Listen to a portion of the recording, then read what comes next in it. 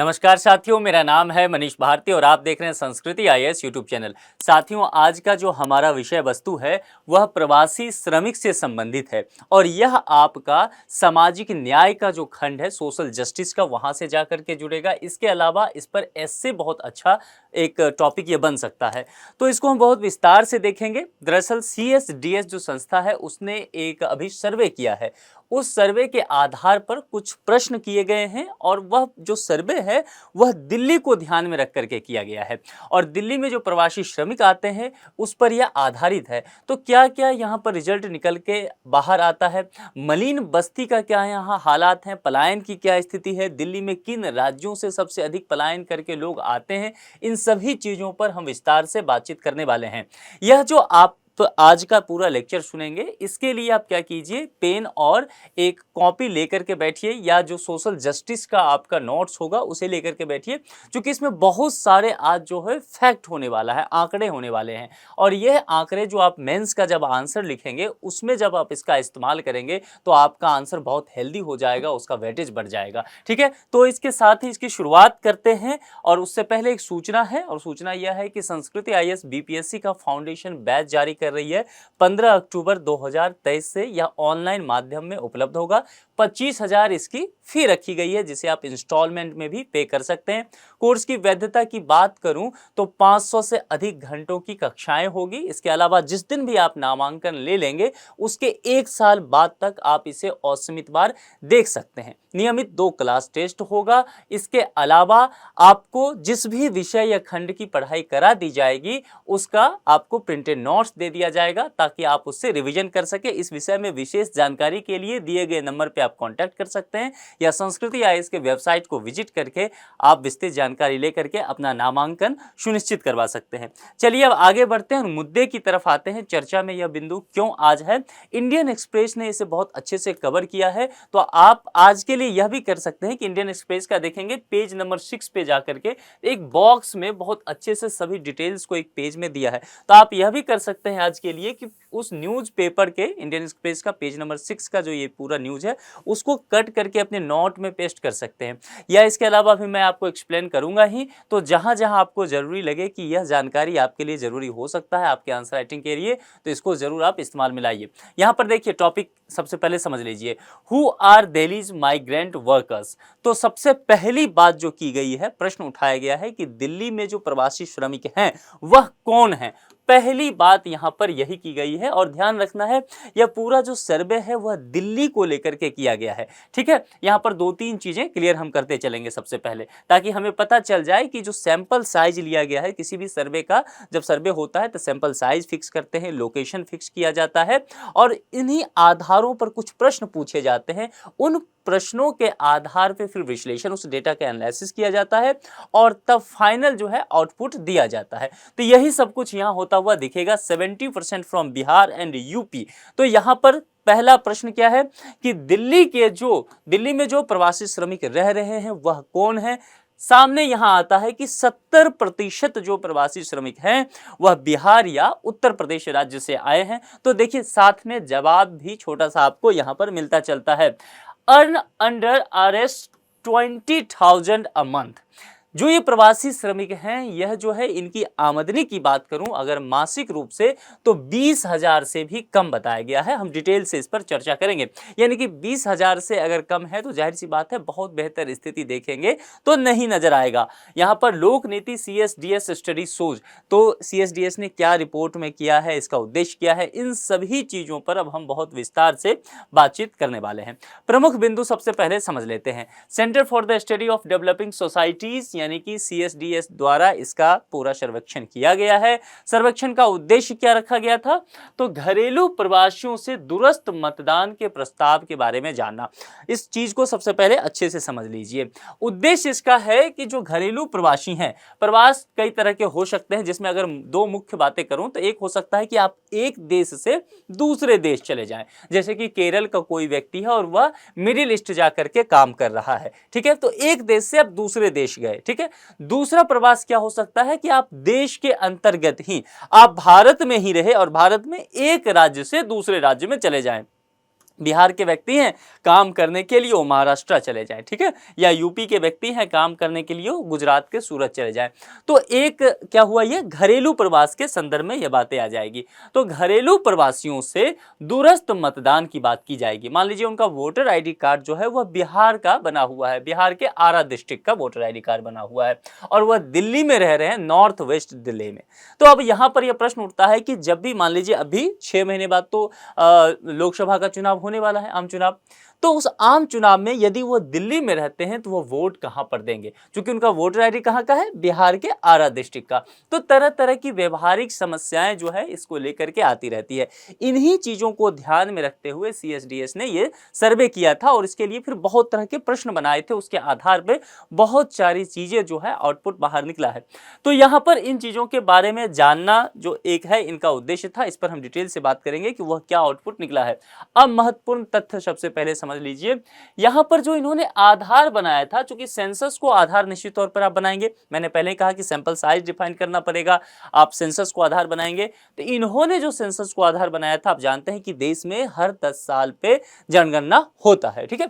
2011 में हुआ था, फिर 2021 में होना था, लेकिन कोरोना की वजह से 2021 में नहीं हो सका है। अभी जो विशेष सत्र पार्लियामेंट का चला था सितंबर के महीने में, तो होम मिनिस्टर जो है हमारे देश के केंद्रीय होम मिनिस्टर अमित शाह जी, उन्होंने कहा कि जो ये जनरल इलेक्शन हो जाएगा 2024 में, उसके तुरंत बाद जो है 2 काम देश में होगा।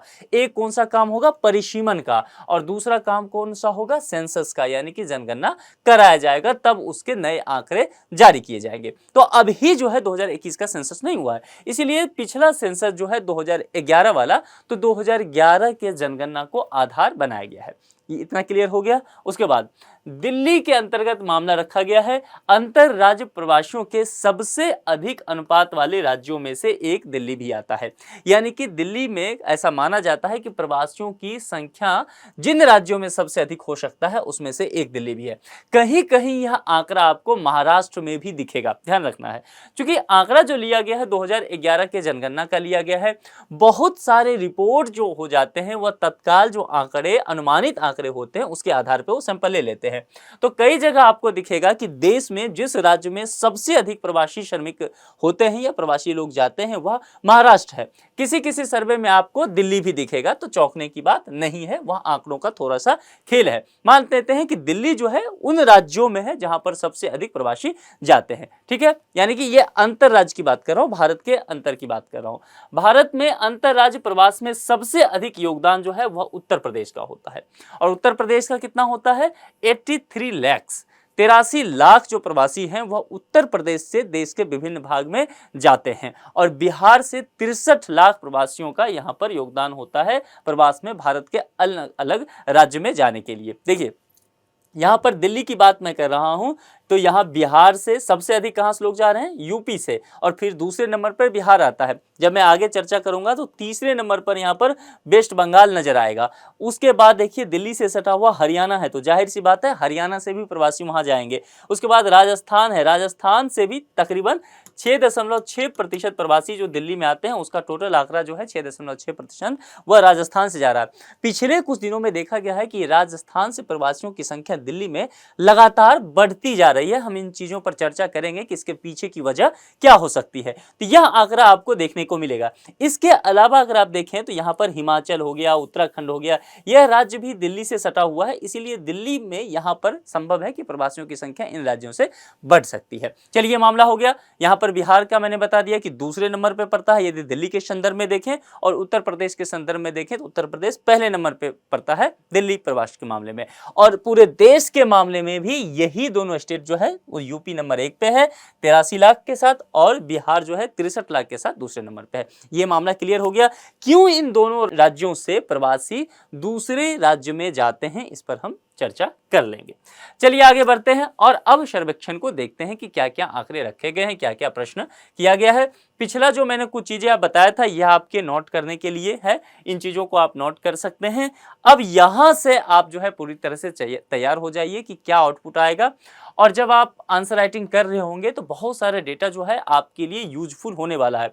खास करके ये पूरा टॉपिक जो है प्रवास का एक टॉपिक ही आपका है सोशल जस्टिस में, जो कि जीएस का पेपर 2 पढ़ता है, सामाजिक न्याय। तो वहां पूरी तरह से आपके लिए बहुत ज़्यादा मददगार होने वाला है। यहाँ पर बात करते हैं कि सैंपल साइज इसका, जैसा मैंने कहा था कि सैंपल साइज रखा जाता है किसी भी सर्वे का, तो यहाँ पर सैंपल साइज जो रखा गया था 1017 लोगों से यह पूछताछ की गई थी। यहाँ पर समझ लीजिए कौन कौन सा क्षेत्र है। तो सबसे पहले मैंने कहा कि यह दिल्ली में किया गया है। उद्देश्य मैंने बताया था कि कुछ लोग जो है दिल्ली में प्रवास पे हैं, तो फिर वो अपने यहाँ वोट कैसे डालेंगे यह जानने के समझने के लिए इन चीज़ों पर काम किया गया था।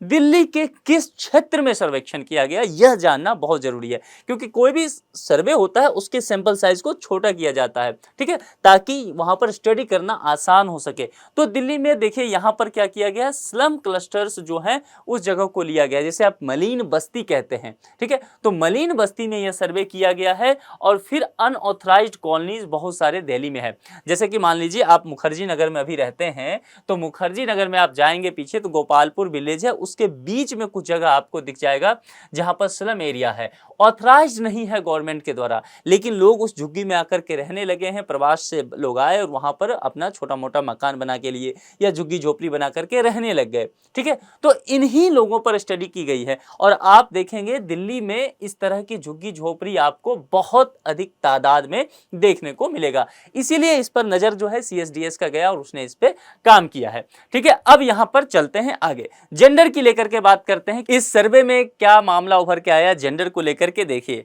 यहां पर मेल जो है वह कितने हैं, 63.2% हैं, और फीमेल की तादाद कितनी है, 36.7%, और अदर कितने हैं, 0.1%। यानी कि जो प्रवासी लोग हैं उसमें अधिकांशतः प्रवास किन लोगों का हो रहा है, वह पुरुष का हो रहा है, ठीक है। यानी कि अगर उनके साथ उनकी वाइफ हो सकती हैं, कोई पार्टनर हो सकते हैं, फैमिली के लोग हो सकते हैं, इससे यह बात निकल के आता है कि वह उन लोगों को घर पे ही छोड़ करके अकेले प्रवास पे आ रहे हैं, ऐसे लोगों की तादाद अधिक है। यहां पर देखेंगे यह आंकड़ा जो है फीमेल का वो 36% के आसपास है। इसका मतलब है कि ये लोग जब यहाँ प्रवास पे आ रहे हैं और जब यहाँ दिल्ली में सेटल हो जा रहे हैं, तब पीछे से अपने फैमिली को भी ला रहे हैं। तो देखिए ये पूरे आंकड़ा जो है यहाँ आपको मिलेगा, मैं आपको डेटा एनालिसिस करते चलूंगा, तो इसीलिए कहते हैं आंकड़े जब भी आप कीजिए तो उसका आपको एनालिसिस करने आना चाहिए, ठीक है। आप बिटवीन द लाइन स्टडी करने की आदत डालिए, ताकि यूपीएससी के लिए ऐसे ही कैंडिडेट जो हैं वो फेवरेट होते हैं।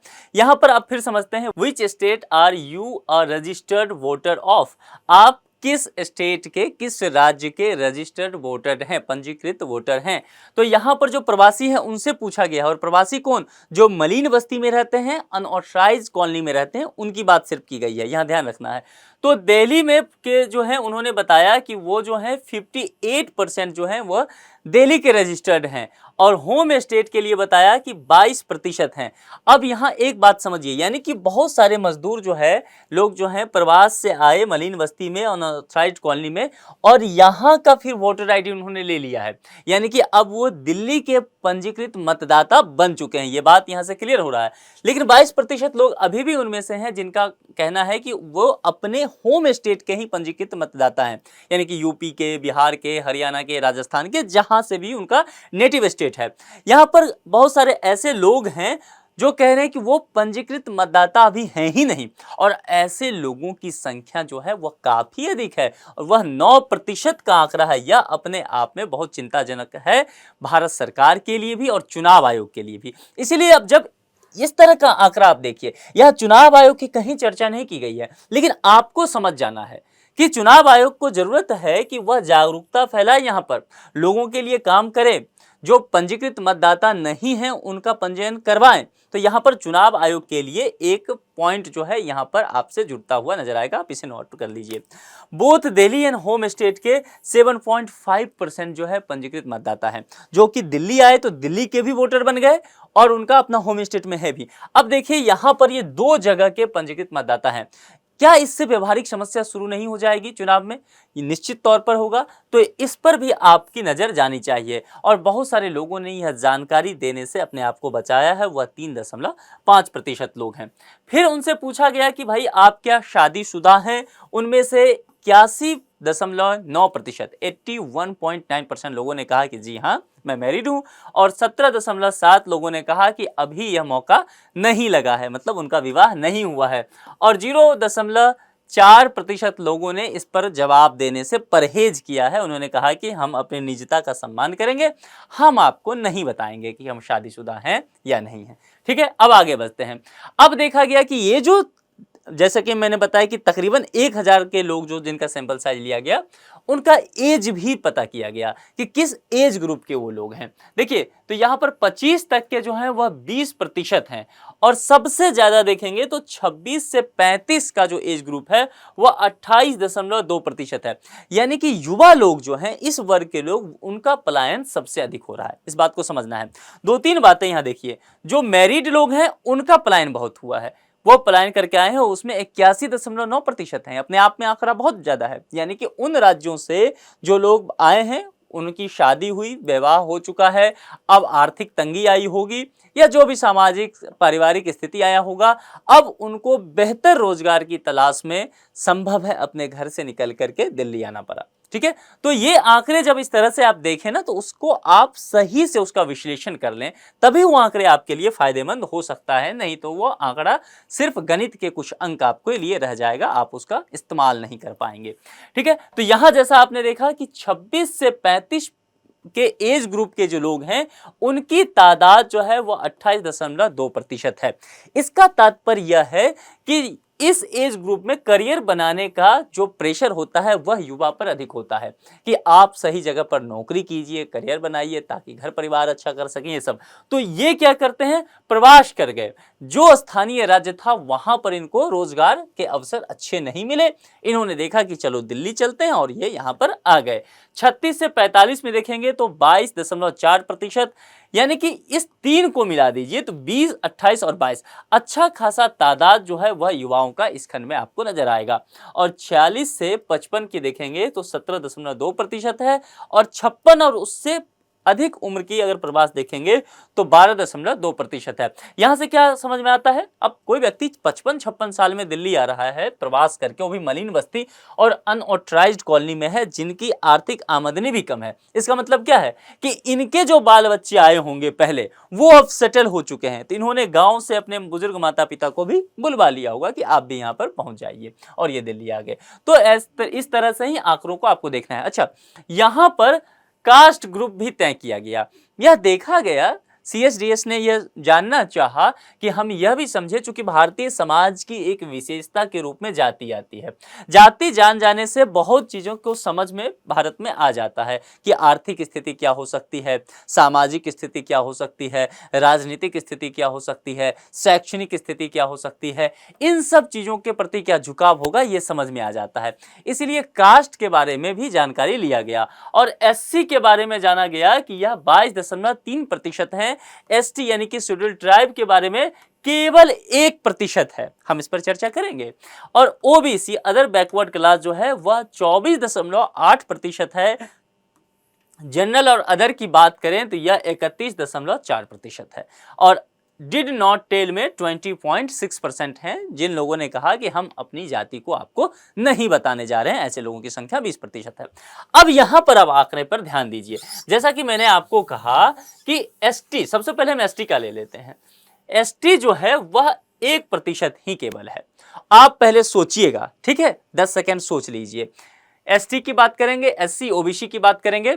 अब मैं इसका विश्लेषण करता हूं, और आपको फिर समझना है कि जब मैंने कहा कि ST केवल 1% है, तो आपके मन मस्तिष्क ने क्या विश्लेषण करके आपको दिया इस आंकड़े से, और फिर मैं जो बता रहा हूं उससे आप मैच कीजिएगा कि आप कहां तक पहुंच पाए। देखिए, ST 1% मात्र, इसके कहने का तात्पर्य क्या है, पहले मैं बता चुका हूं किन राज्यों से प्रवासी सबसे अधिक आ रहे हैं। तो मैंने कहा था कि वह यूपी नंबर 1 पे है और बिहार नंबर 2 पे है। अब आपको यह जानना चाहिए कि क्या यूपी बिहार में शेड्यूल्ड ट्राइब की संख्या अधिक है, ध्यान रखना है। तो आपको जानकारी होगा कि यूपी बिहार में शेड्यूल्ड ट्राइब की संख्या बहुत कम है। अभी ही बिहार में कास्ट सर्वे हुआ, और वहां पर आंकड़े जो निकल के आए थे, उस सर्वे में मैंने एक लेक्चर लिया था उस पर, उसमें भी बताया गया था कि शेड्यूल्ड ट्राइब की आबादी जो है, तादाद बिहार में कम है। यहां से एक प्रश्न यह भी उठता है कि बिहार में शेड्यूल्ड ट्राइब कम क्यों है। क्योंकि बिहार में 2000 ईस्वी में एक अलग राज्य बन गया था जिसका नाम है झारखंड, और झारखंड जो है आदिवासी मूल का राज्य फिर बना दिया गया। तो शेड्यूल्ड ट्राइब जो है बिहार से सभी कट करके झारखंड के तरफ चले गए, तो बिहार में शेड्यूल्ड ट्राइब की संख्या काफी कम बच गई। मामला समझ में आ गया। यूपी में क्या हुआ, यूपी में भी शेड्यूल्ड ट्राइब की ज्यादा आबादी जो थोड़ा बहुत था वो उत्तराखंड में पहाड़ी इलाके में चला गया। जब उत्तराखंड 2000 ईस्वी में नवंबर में कट गया था तब वहां पे यह भी हुआ था। तो कहने का तात्पर्य है कि एसटी की आबादी जो है वह यूपी बिहार में अधिक है ही नहीं। ठीक है, अब जब तादाद ही वहां नहीं है तो यह प्रवास भी कम होगा, तो वहां पर दिल्ली में इसके आंकड़े कम ही देखे जाएंगे। अब आप अपने आप से मैच कीजिए कि क्या आपके मन मस्तिष्क ने यही विश्लेषण आपको दिया था या नहीं। ठीक है, अब एससी के लिए हम देखते हैं। एससी में 22.3% है, ओबीसी में 24.8%। अब यहां पर समझ लीजिए, एक चीज तो समझ में आता है कि यहां पर जो एससी है, शेड्यूल कास्ट हैं, वह 22% के आसपास है।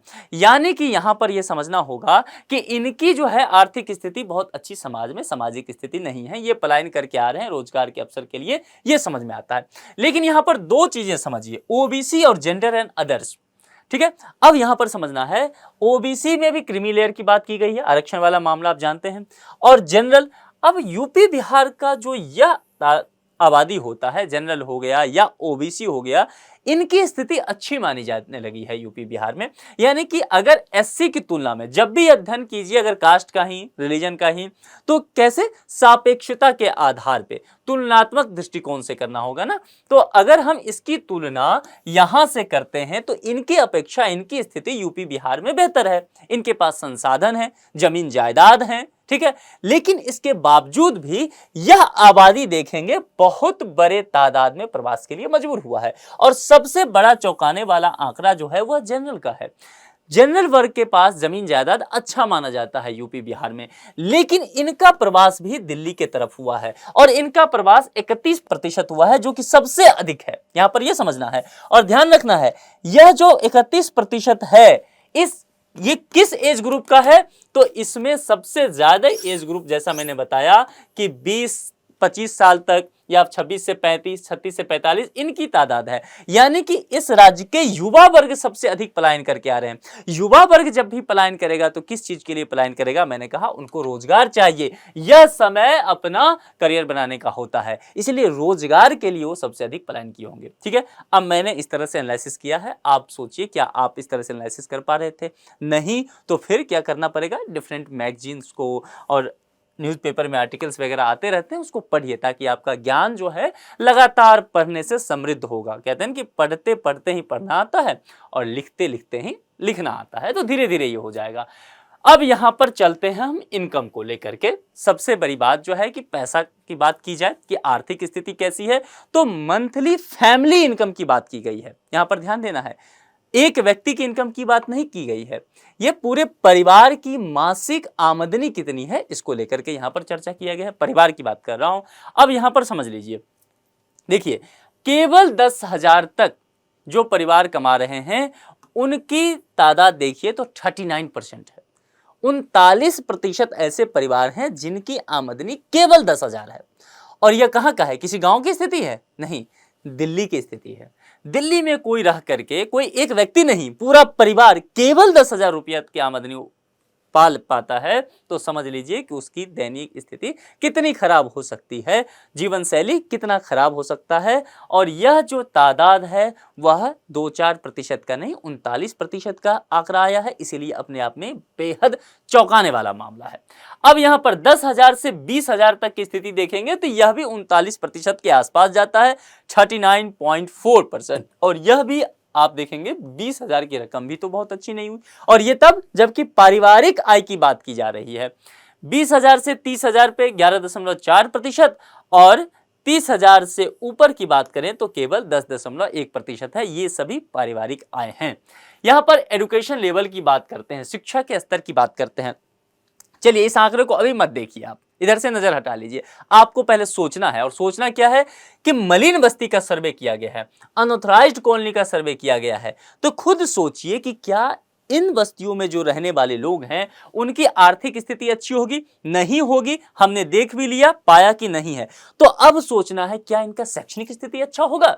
तो जाहिर सी बात है इसका जवाब आएगा कि नहीं, इनकी शैक्षणिक स्थिति भी अच्छी नहीं होगी, या हम पूर्वाग्रह भी आप इसे कह सकते हैं, ठीक है। या आपने पहले से इस चीजों की स्टडी की है, सामाजिक व्यवस्था की, आपको इस बात की समझ है भारतीय समाज की। अब इसी चीज को आंकड़े के हिसाब से देखते हैं कि हमने जो रिजल्ट पहले निकाल लिया है कि इनकी शैक्षणिक स्थिति बहुत बेहतर नहीं होगी, क्या हम सही हैं या गलत हैं। चलिए अब यहां पर देखते हैं बिलो क्लास 10 62.6%, यानी कि हम सही थे। इनकी जो शैक्षणिक स्थिति है उसमें 62.6, तकरीबन 63% लोग ऐसे हैं जो 10वीं से भी कम पढ़े हैं, बोर्ड एग्जाम भी उन्होंने नहीं दिया है। तो कहीं ना कहीं इसमें से बहुत सारे ऐसे लोग आ जाएंगे जो कि साक्षर भी नहीं हो, अक्षर का भी ज्ञान ना जिनको हो। तो इस स्थिति में देख सकते हैं कि यहाँ पर शिक्षा के हालात बहुत खराब हैं, और 10वीं तक जिन्होंने पढ़ाई करी है वो 12.4% है। अब यहाँ समझिए, यहाँ की स्थिति आपने देख लिया कि 10वीं से भी कम पढ़ा हुआ, यहाँ 12.4। अब देखिए क्लास 11 और 12 तक जो पढ़े हैं वह केवल 3.2% हैं, और 12 पास, 11-12 ठीक है लेकिन पास 12 कर गए उसमें केवल 8.9%, डिप्लोमा केवल 1.3%। अब यहां सोचना है, डिप्लोमा का डिग्री जो देश भर में होता है वह कुशलता पर निर्भर होता है, यानी कि किसी विशेष काम को सीखने के लिए देश भर के यूनिवर्सिटीज जो हैं डिप्लोमा की डिग्री देते हैं, लगभग यही होता है ना, कौशल निर्माण की कुछ शिक्षा दी जाती है, लेकिन उसमें केवल 1.3% लोग ही डिप्लोमा की डिग्री लेते हैं। अब केवल 1.3% लोग यदि डिप्लोमा की डिग्री लेंगे तो क्या बताइए कि वह कुशल हुए, स्किल्ड लेबर होंगे? नहीं होंगे। स्किल्ड लेबर नहीं होंगे तो अच्छी जगह नौकरी लगेगी? नहीं लगेगी। अच्छी जगह नौकरी नहीं लगेगी तो फिर आर्थिक आमदनी होगा? नहीं होगा। फिर अपने परिवार के शिक्षा पे खर्च कर पाएंगे, स्वास्थ्य पे खर्च कर पाएंगे? नहीं होगा। अच्छा घर होगा? नहीं होगा। कहां रहने को मजबूर होंगे? मलिन बस्ती में। उसी का सर्वे। इस तरह से आपको समझना है चीजों को। और यहां पर ग्रेजुएट और कॉलेज की बात करेंगे तो केवल 7.1% लोग हैं, पोस्ट ग्रेजुएट केवल 1.1% लोग हैं, और प्रोफेशनल डिग्री तो बहुत ही कम लोगों के पास है, 0.2%, यानी कि नगन। प्रोफेशनल डिग्री से क्या तात्पर्य होता है? जैसे इंजीनियरिंग हो गया, मेडिकल हो गया, MBA हो गया, जर्नलिज्म हो गया, यानी कि किसी विशेष क्षेत्र में उन्होंने कुशलता हासिल किया हो, ऐसा नहीं देखने को मिलता है, केवल 0.2%। MPhil और PhD केवल 0.1%, और जो आंकड़े नहीं सामने आ पाए वह 3.1%। तो कुल मिलाकर अभी तक हम देख रहे हैं कि स्थिति बहुत अच्छी नहीं है। अब यहां पर चल दिए, इससे आगे की बात करते हैं।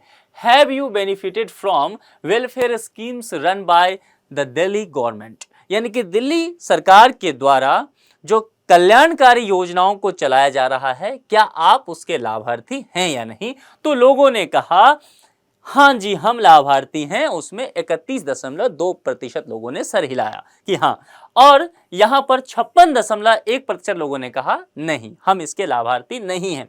अब यहां समझना है, ये मलिन बस्ती में रहने वाले लोग हैं और यह दिल्ली सरकार के स्कीम का फायदा भी नहीं ले पा रहे हैं, तो जाहिर सी बात है कि इनकी जो आर्थिक स्थिति है वह और भी चरमरा जाएगी। तो जाहिर सी बात है यदि फायदा नहीं ले पा रहे हैं उस स्कीम का, तो कहने का तात्पर्य क्या होगा, क्योंकि वो यहाँ की चीजों से जुड़े हुए ही नहीं है, प्रवास करके आए लेकिन आंकड़ों में कहीं उनका नाम ही नहीं है, स्कीम उसके नाम से मिल ही नहीं रहा है, तो जाहिर सी बात फायदा कहां से होगा उनको। यही बातें यहाँ पर है। और 12.7% लोगों ने कहा कि हम आपको नहीं बताएंगे, रहने दीजिए, तो उन्होंने नहीं बताया, no response. Okay, if yes which ones, यानी कि अगर आप फायदा ले रहे हैं स्कीम का, वेलफेयर स्कीम का, तो किस वेलफेयर स्कीम का फायदा ले रहे हैं। यानी कि अब मामला, इन्होंने तो नो कह दिया तो इनका मामला गया।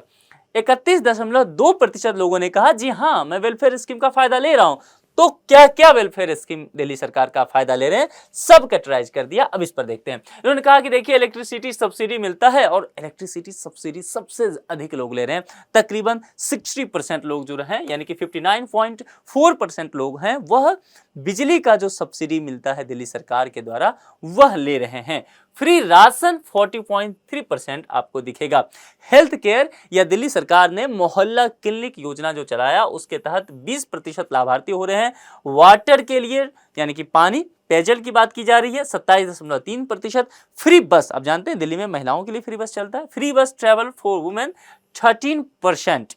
स्कूल एजुकेशन की बात की गई तो 13.7% लोगों ने कहा कि जो हम इसका फायदा ले रहे हैं। अब यहाँ पर आप इस स्थिति से अंदाजा लगा सकते हैं कि किस क्षेत्र में कितने लोग इन फायदा को उठा पा रहे हैं। यदि देखें यहाँ पर तो दिल्ली सरकार जो है वह शिक्षा पर बहुत खर्च कर रही है, सरकार का ऐसा कहना है।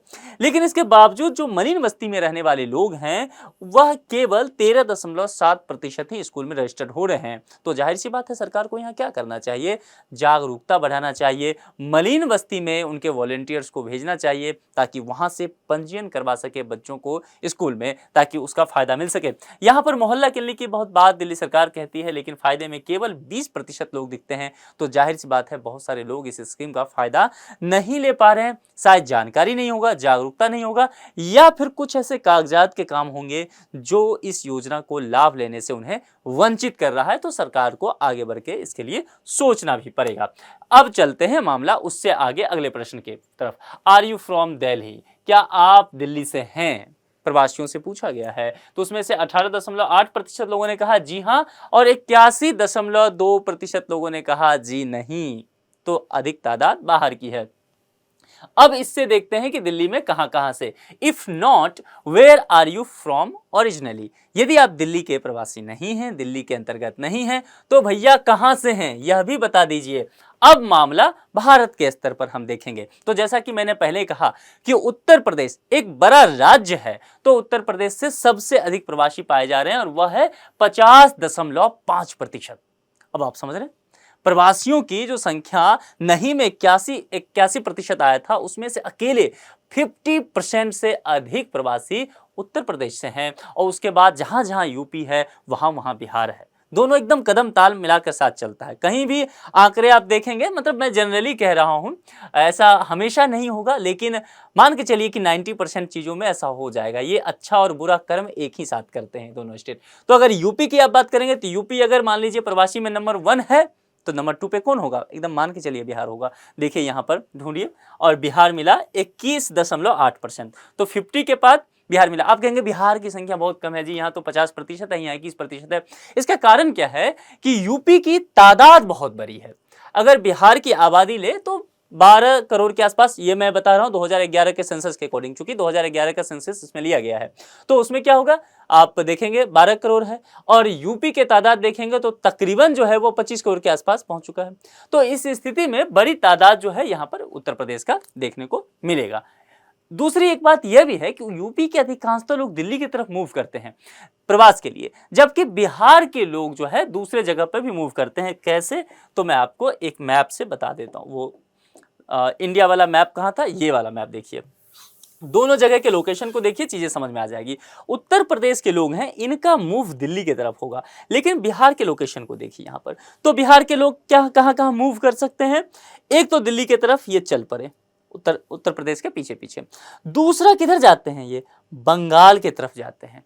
तो वेस्ट बंगाल के तरफ भी प्रवास काफी बिहार का होता है। तीसरा जो बिहार के लोग हैं ना, वह असम के तरफ भी जाते हैं। गुवाहाटी जाएंगे, वहां बिहार के लोग आपको बहुत ज्यादा मिल जाएंगे। इसके अलावा बिहार के लोग नेपाल भी निकल लेते हैं, उधर भी चले जाते हैं। और इसके अलावा अगर आप देखेंगे बिहार के लोग थोड़ा सा दूर का सफर तय करते हैं और ये पहुंच जाते हैं गुजरात, सूरत भी। इसके अलावा ये पहुंच जाते हैं बेंगलोर, यहाँ भी।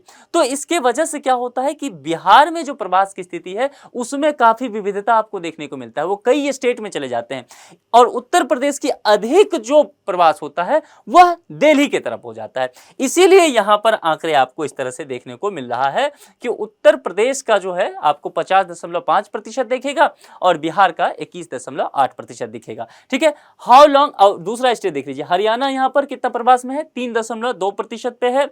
अदर्स 10.2% है। अच्छा, यूपी है नंबर 1 पे, बिहार है नंबर 2 पे। पहले ही मैंने कहा था कि वेस्ट बंगाल जो है नंबर 3 पे होगा और वेस्ट बंगाल जो है 7.7% पे है।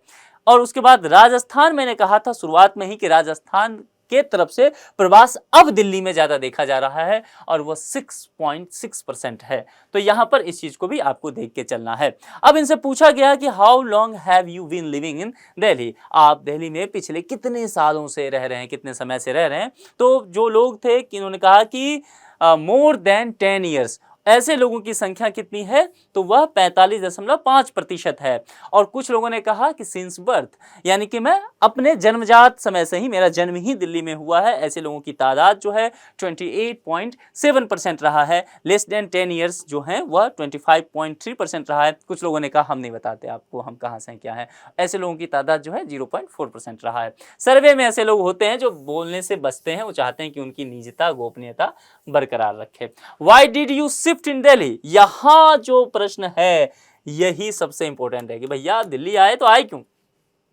मतलब क्या वजह था। आपके पास घर है, अपने होम स्टेट में थे आप, बढ़िया पर फैमिली के साथ रह रहे थे, प्रवास करने की वजह क्या हुई। तो यहाँ पर लोगों ने कहा, अधिकांशतः लोगों ने, कि ठीक है घर है लेकिन हमें काम चाहिए था, हमें नौकरी चाहिए था। मैंने आपको पहले बताया था कि किस एज ग्रुप के लोग हैं, तो वह ज़्यादा से ज़्यादा 20 से 45 एज ग्रुप के लोग थे जिनको नौकरी चाहिए था। तो इन्होंने ज़्यादातर लोगों ने 58.2% लोगों ने कहा कि वर्क एंड जॉब, काम और रोजगार के लिए हमें मजबूरन दिल्ली में प्रवास करना पड़ा।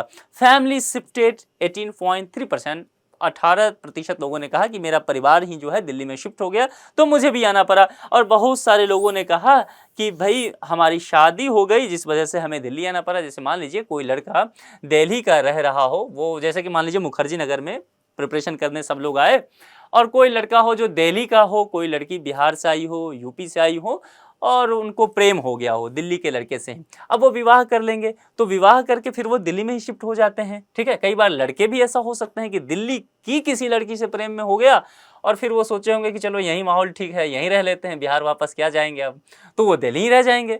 तो इस कारण से होता क्या है कि विवाह भी प्रवास का एक बड़ा वजह होता है। आप अपने पार्टनर के प्यार में ऐसा अक्सर कर लिया करते हैं। और यहाँ पर पढ़ाई की बात भी की गई, एजुकेशन के लिए 5.3% लोग आए हैं, और अदर जो है जिन्होंने बताया कि इसके अलावा मेरा कुछ वजह है, घूमने फिरने के लिए भी आ सकते हैं, पता नहीं इसके अलावा और क्या वजह हो सकता है, क्योंकि सारी चीज़ें तो नोट कर लिया गया, लेकिन इसके अलावा भी कुछ वजह हो सकता है। और उसमें अच्छी खासी तादाद है, 5.6% लोग कह रहे हैं कि नहीं नहीं ये नहीं है, विवाह की वजह से नहीं आए, पढ़ाई की वजह से नहीं है, नौकरी की वजह से नहीं आए, हम आए हैं किसी और वजह से, पता नहीं किस वजह से आए हैं। तो ऐसे लोग की भी संख्या यहाँ पर अच्छी खासी देखी जा रही है। अब यहाँ पर देखिए, राजनीतिक, मैंने कहा था कि इनका पूरा उद्देश्य जो है ये CSDS का, वो चुनाव की स्थिति को जानना था। तो इन्होंने अब यहाँ पर सारे चीज आंकड़े निकाल लिए, अब ये पॉलिटिक्स पे शिफ्ट हो गए, और इन्होंने कहा, are you more interested in the politics governance of Delhi और योर होम स्टेट। इन्होंने पूछा कि आप जब दिल्ली प्रवास करके आ गए तो दिल्ली की जो राजनीतिक स्थिति है आप उसमें इंटरेस्टेड हैं या अपने गृह राज्य वाले में इंटरेस्टेड हैं। तो इन्होंने क्या कहा, देखिए चौंकाने वाले आंकड़े हैं। इन्होंने कहा कि 66.4% लोगों ने कहा कि हम दिल्ली की राजनीति में अब ज़्यादा इंटरेस्टेड हैं। अच्छा, दिल्ली की राजनीति में ज़्यादा इंटरेस्टेड है तो यहाँ देखना होगा कि ऐसा हुआ क्यों, बहुत दिलचस्प है। इसलिए मैंने कहा बिटवीन द लाइन स्टडी करना आपको पड़ेगा। और UPSC की डिमांड ऐसे लोगों की होती है, यूपी बिहार के लोग अधिकांशतः शिफ्ट होकर आए हैं। और यूपी बिहार के कितने लोग शिफ्ट होकर आए, 50.5% आए आपको यूपी से, और बिहार से तकरीबन 21% लोग। तो 71-72% लोग जो हैं वह यूपी बिहार से आए हैं प्रवास करके। ठीक है, अब ये तादाद जो है यूपी बिहार का, और यूपी बिहार के लोगों के बारे में कहा जाता है कि इनमें पॉलिटिकल अवेयरनेस बहुत ज़्यादा होता है, ये चुनावी रूप से जागरूक होते हैं, राजनीतिक जागरूकता इनमें बहुत अधिक होती है। दूसरी बात, इस स्टेट के लोगों के बारे में कहा जाता है कि ये जहां भी जाते हैं ये वहाँ के बारे में सोचते हैं कि मैं वहाँ की पॉलिटिक्स में एंट्री ले लूँ, वहाँ की राजनीति में बहुत दिलचस्पी लेते हैं और वहाँ राजनीति ये करने भी लग जाते हैं। तो जो लोग प्रवास करके आए, अब इसमें से बहुत सारे फैमिली शिफ्टेड 18.3% लोग का हो गया, 18-19% लोग तो दिल्ली में रह गए। तो वो सोचते हैं अब अपने होम स्टेट की राजनीति से क्या करना, मुझे दिल्ली की राजनीति से करना है काम। यहाँ बहुत लोग पंजीकृत हो गए, मतदाता यहाँ के बन गए। तो यहाँ के लोगों ने कह दिया कि 66-65% लोगों ने कहा कि मुझे दिल्ली की राजनीति से मतलब है। और होम स्टेट के लिए 23.9%, तकरीबन 24% लोगों ने कहा कि नहीं, हम अपने राज्य में, मैं मान लीजिए वेस्ट बंगाल से हूं, या मान लीजिए मैं बिहार से हूं, मैं यूपी से हूं, तो जिस भी स्टेट से वो बंदा रहता है उसे अपने स्टेट के पॉलिटिक्स से मतलब है यहाँ पर। और कांड से 9.7% लोगों ने कहा हम बताएंगे नहीं कि हमारा क्या स्थिति चल रहा है। अब यहाँ पर एक आंकड़ा पूछा गया केंद्र सरकार को लेकर के, और यहाँ पर दिल्ली सरकार सरकार के परफॉर्मेंस को लेकर के लोगों से पूछ लिया गया। देखिए, चूंकि CSDS जो है और उसका वजह ही है कि राजनीतिक चीजें जाननी है, उसको वोटिंग की स्थिति जाननी है, तो जाहिर सी बात है राजनीतिक प्रश्न पूछे जाएंगे, इसमें कोई असहजता नहीं है। आप अपने काम की चीज ले लीजिए, बाकी चीजें छोड़ दीजिए। How satisfied are you with the performance of, एक तरफ Narendra Modi versus Arvind Kejriwal, central government versus government of Delhi. तो दो चीजें हैं। अब यहां पर चलिए आगे बढ़ते हैं। तो ये जो दिख रहा है आपको, ये वाला ये कलर आपको ये दिखाएगा आपको बीजेपी की सरकार, यानी कि नरेंद्र मोदी की तरफ की बातें दिखाएगी कि नरेंद्र मोदी से कितने लोग प्रसन्न हैं, और ये ग्रीन वाला आपको दिखाएगा अरविंद केजरीवाल के कामकाज से कितने लोग प्रसन्न हैं या सेटिस्फाई हैं। तो इसको लेकर के आप समझ गए कलर के हिसाब से। तो भगवा कलर यहां दिखा रहा है। फुल्ली सेटिस्फाइड कितने लोग हैं जो बिल्कुल प्रसन्न हैं सरकार के काम से, तो 28.80% लोग जो हैं उन्होंने कहा कि हम नरेंद्र मोदी के काम से बिल्कुल खुश हैं। और यहां पर 32% लोग हैं जिन्होंने कहा कि जी नहीं, हम केजरीवाल के काम से बहुत प्रसन्न हैं। यानी कि यहां पर जो है केजरीवाल को बढ़त मिलती हुई नजर आती है। सम व्हाट सेटिस्फाइड, इसमें से भी उन्होंने कहा कि थोड़ा हम सेटिस्फाई हैं, संतुष्ट हैं, लेकिन और काम करना चाहिए।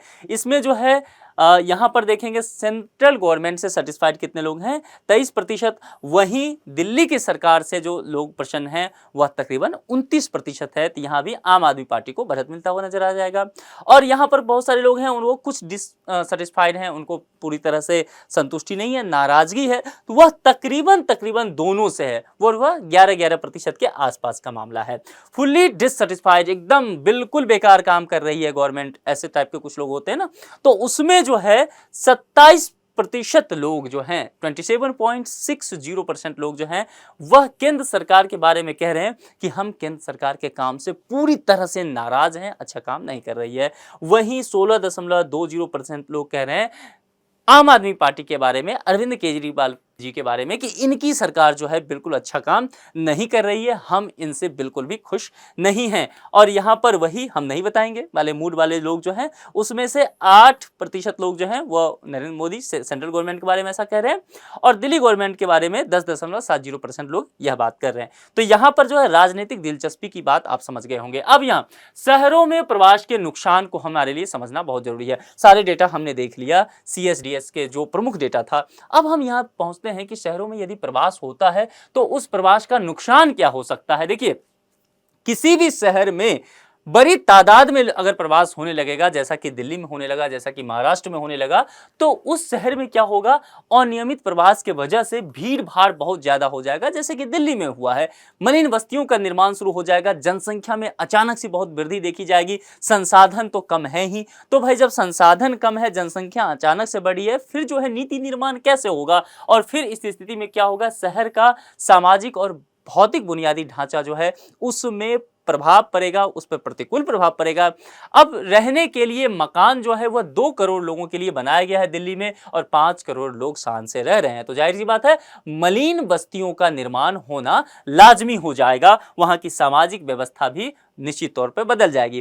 प्राकृतिक संसाधनों का दोहन होगा, उतने लोगों के पास पीने के लिए पानी नहीं होंगे जितने की जरूरत है, और दिल्ली में यही देखा जा रहा है। इलेक्ट्रिसिटी का स्कार्सिटी हो जाएगा, यही होगा, भूजल की कमी हो जाएगी, वायु प्रदूषण होगा। अभी ठंड का महीना आ गया है दिल्ली में, देखिए अभी जो है पीएमओ के कैबिनेट जो है वो सब मीटिंग शुरू हो गया है। दिल्ली गवर्नमेंट पहले से तैयारी करना शुरू कर दी है। क्यों इस तरह की स्थिति दिल्ली में हो रही है, इसकी बड़ी वजह यहाँ पर जो है अनियमित प्रवास भी है। कई वजहों में से एक वजह वायु प्रदूषण का यहाँ है। सीवेज निपटान की स्थिति भी बहुत खराब हो जाएगा, पूरे दिल्ली में आपको देखने के लिए मिल जाएगा। और आप अगर मुखर्जी नगर और ये गांधी विहार और नेहरू विहार के एरिया में रह रहे हैं दिल्ली में, फिर तो क्या ही कहना, आप तो रोज ही से रूबरू हो रहे हैं। ठोस कचरे के प्रबंधन की समस्या और दिल्ली सरकार की सबसे बड़ी समस्या में एक चीज आता है, जो कि पहले से तय ही नहीं है। उनको मान के चलते हैं कि चलो 2 करोड़ लोगों से कचरा निकलेगा, ये जो करेंगे, लेकिन हो रहा है 5 करोड़ अगर मान लीजिए, तो स्थिति खराब होगी। और अलग जाति संस्कृति के लोग वहां पहुंचेंगे, एक ही साथ एक ही जगह एक सोसाइटी में रखेंगे, बहुत तरह की समस्याएं हो जाएगी। ठीक है, मेल मिलाप भी होगा, आदान प्रदान भी होगा सभ्यता और संस्कृति का, ये अच्छी बात है, लेकिन इस बात की भी पूरी समस्या है कि समाज का संतुलन भी बिगड़ सकता है, भेदभाव होगा, मनमुटाव होगा और थोड़े बहुत आप कह सकते हैं कि दंगे फसाद भी हो सकते हैं, लड़ाई झगड़े हो सकते हैं। इन सब चीज़ों के बाद यदि मलिन बस्तियों की संख्या अधिक बढ़ जाती है, जैसा मैंने कहा कि मलिन बस्तियों में रहने वाले लोगों की पारिवारिक आमदनी जो है वह बहुत कम है, आर्थिक स्थिति अच्छी नहीं है, उनके पास प्रोफेशनल डिग्री नहीं है, पढ़ाई लिखाई की भी स्थिति अच्छी नहीं है। इस हालात में शौक तो रहता ही है, भौतिकवादी दुनिया में हम जी रहे हैं, अधिक से अधिक चीज़ों की लालसा तो रहती है। फिर वो किस चीज़ का काम लेंगे, कहाँ से आमदनी जुटाना चाहेंगे, तो वो अपराध का सहारा ले लेंगे और समाज में इस तरह से अपराध की संस्कृति पल बढ़ेगी। इसीलिए आप देखेंगे दिल्ली एक ऐसा जगह है जहाँ पर मोबाइल छीनने का बहुत काम चलता है, वो एक अलग लेवल का धंधा होता है, बाइक चोरी का बहुत धंधा होता है यहाँ पर। इसका वजह यही है और जहाँ जहाँ मलिन बस्ती होगा उसके आसपास की सोसाइटी में इस तरह की चीज़ें देखी जाती है। उसके आसपास के मेन रोड हाईवे पे आप देखेंगे मोबाइल चोरी होता है, बाइक चोरी होता है वहाँ की सोसाइटी से, क्योंकि अपराध का फिर वहाँ बढ़ना शुरू हो गया, अपराध की संस्कृतिकरण वहाँ उस समाज में शुरू हो गई है, यह माना जाता है। प्रवास के कारण क्या है, अगर मान लीजिए जिन राज्यों से लोग प्रवास करके आ रहे हैं उस राज्यों में प्रवास के कारण क्या है, जैसे कि यूपी, बिहार, बंगाल, राजस्थान और हरियाणा, इन सभी राज्यों से अधिकांशतः प्रवास दिल्ली में आता है। वैसे भी अगर महाराष्ट्र है तो महाराष्ट्र के आसपास के शहरों के, वहाँ के राज्यों के प्रवास वहाँ पर पहुँचेगा। तो कहने का तात्पर्य है कि प्रवास होता क्यों है। देखिए सबसे बड़ी चीज़ जो, जैसा कि मैंने आंकड़े में भी बताया, CSDS के आंकड़ों में, कि लोग सबसे बड़ी वजह मानते हैं कि मुझे रोजगार चाहिए, काम चाहिए, इसके लिए प्रवास होता है, अच्छी शिक्षा के लिए प्रवास होता है, अच्छे स्वास्थ्य के लिए प्रवास होता है, अच्छे जीवन यापन के लिए प्रवास होता है। बहुत सारे लोग जो हैं, जैसा मैंने कहा कि विवाह हो गया तो इसके वजह से वो चले आए, बहुत लोगों का फैमिली ही शिफ्ट हो गया तो इस वजह से होगा, और कृषि भूमि पर जनसंख्या का अत्यधिक दबाव होगा, प्रचंड बेरोजगारी की समस्या वहां देखी जाएगी कृषि पर, तो बहुत सारे लोग कट के आएंगे कि चलो अब खेती से कुछ नहीं हो रहा है तो शहर चलते हैं, कुछ मजदूरी वगैरह करते हैं, काम वहीं पर करेंगे। यह भी एक वजह हो सकता है। सामाजिक कारण भी होता है, समाज में तरह तरह की समस्याएं लोगों के समक्ष उपस्थित होती रहती हैं। शहर जो है एक खुला वातावरण देता है, तो यह भी वजह होता है कि बहुत सारे लोग शहर में रहना पसंद करते हैं, अच्छी जीवन यापन की लालसा बनी रहती है। बुनियादी सुविधाओं की उपलब्धता गांव में नहीं रहती है, इस वजह से लोग भी चाहते हैं कि चलो शहर में चलते हैं, वहां पर अच्छे स्कूल कॉलेज हैं, अस्पताल हैं, सड़कें हैं, तो वहां पर अच्छा जीवन यापन हमारा होगा। प्राकृतिक आपदाएं भी देखी जाती है और गांव में जब प्राकृतिक आपदाएं होती है, कस्बों वाले शहरों में प्राकृतिक आपदाएं होती है, तो ऐसा देखा गया है कि वहां राहत कार्य जो है कमतर हो पाता है अपेक्षाकृत बड़े शहरों का। ठीक है, तो इसीलिए लोग यहाँ बड़े शहरों की तरफ मूव कहते हैं। जैसा कि मैंने कहा कि नियमित काम मिलता है। अब दिल्ली में है, ढेर सारी कंपनियां हैं, एक जगह काम छूट जाएगा दूसरी जगह आपको रोजगार मिल जाएगा, लेकिन छोटे शहरों में तो गिनती की कंपनियां हैं, गिनती के काम हैं, अगर काम नहीं मिला फिर आप बेरोजगार हो गए, तो यह भी स्थिति होती है। शिक्षा और स्वास्थ्य की बातें मैं पहले कर ही चुका हूं। तो इन सब वजहों से क्या होता है, प्रवास एक बड़ा कारण बनता चला जाता है। इसके अलावा राजनीतिक इच्छा शक्ति बहुत बड़ी बात मायने रखता है प्रवास के लिए। इसके अलावा उस राज्य की कानून व्यवस्था क्या है, यह भी प्रवास का एक बड़ा कारण बनता है। तो कुल मिलाकर के हमने बहुत डिटेल से आज चर्चा किया है, इसीलिए चूंकि आपके लिए यह बहुत महत्वपूर्ण टॉपिक होने वाला है। CSDS का रिपोर्ट बहुत मायने रखता है और आप जब सामाजिक न्याय के खंड को आप पढ़ेंगे और आंकड़ों का जिस तरह से मैंने आपको विश्लेषण करके बताया है, इस पर बहुत सारे रिपोर्ट आप पढ़ पाएंगे। अभी अखबारों में, इस पे मैगजीन में आपको रिपोर्ट वगैरह देखने को मिल जाएगा, आर्टिकल वगैरह, तो आप नज़र बनाए रखिएगा। अपनी समझ को जितना आप बेहतर कर पाएंगे वही आपके लिए यूपीएससी में फायदेमंद होगा। इस पर एक संभावित प्रश्न है, वर्ष 2011 की जनगणना के अनुसार भारत में किस राज्य या केंद्र शासित प्रदेश का अंतर राज्य प्रवास में सबसे अधिक योगदान है। आप समझ तो पाए ना, अंतर राज्य प्रवास यानी कि कहने का मतलब एक राज्य से दूसरे राज्य की बात की जा रही है। बिहार, उत्तर प्रदेश, मध्य प्रदेश और झारखंड, किस राज्य की बात की जा रही है और आंकड़ा यहां 2011 की जनगणना लिया गया है। चारों विकल्प में से जो भी विकल्प आपको सही लगे उस विकल्प का चयन करके कमेंट बॉक्स में आप जरूर लिखिए। आप में से अधिकांशतः लोग सही जवाब देते भी रहते हैं, बहुत सारे लोग अपने विचार रखते हैं और यह एक ऐसा मुद्दा है जिस पर आप अपने विचार कमेंट बॉक्स में रख सकते हैं। तो वीडियो जरूर देखिए, लेक्चर जरूर देखिए, लेकिन आप क्या सोचते हैं, 1 मिनट का समय लगेगा, रुक के हमें कमेंट बॉक्स में बताइए कि आप किस राज्य से आते हैं, आप भी क्या प्रवास किया है या आपने अपने आसपास में प्रवास झेला है, क्या आपके वजह हो सकता है प्रवास का, आप इस पर क्या सोचते हैं, कैसे इससे निजात पाया जा सकता है, शहरों की समस्या प्रवास की वजह से क्या होती जा रही है, अपराध कैसे बढ़ता जा रहा है, इन सभी चीजों पर आप अपने विचार कमेंट बॉक्स में जरूर रखिए। आज के लेक्चर में इतना ही रखते हैं, किसी दूसरे लेक्चर में किसी दूसरे मुद्दे के साथ आपसे मुलाकात होगी। अपना ख्याल रखिए। Thank you.